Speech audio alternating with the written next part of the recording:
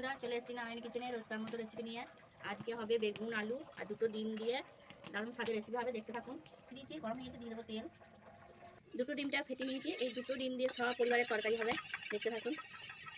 দিয়ে দেবো ডিমটা। এই ডিমের অমলেটটা হয়ে গেছে, এবার আমি পিস পিস করে কেটে নেবো, কেটে তুলে নেবো।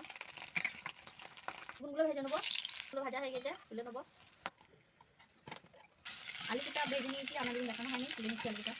হয়েছে, পেঁয়াজগুলো ভেজে নেবো, ভাজা হয়ে গেছে। কেটে রাখা টমেটোগুলো দিয়ে দেবো, স্বাদ মতো দেবো লবণ, পরিমাণ মতন হলুদ, পেস্ট করে রাখা মশলাটা দিয়ে দেবো, আদা জিরে কষে নেবো। কষানো হয়ে গেছে, ভেজে রাখা আলুগুলো দিয়ে দেবো। কষানো হয়ে গেছে, মিক্সির জলটা দিয়ে দেবো, এই ভেজে রাখা বেগুনগুলো দিয়ে দেবো,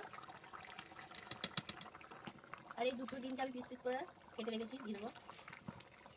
হয়ে গেছে, উপর থেকে ধনেপাতা ছড়িয়ে দেবো। এই দেখুন, ডিমের অমলেটের তরকারিটা কমপ্লিট হয়ে গেছে। এই ভিডিও যদি ভালো লাগে, লাইক সাবস্ক্রাইব করে দেবেন।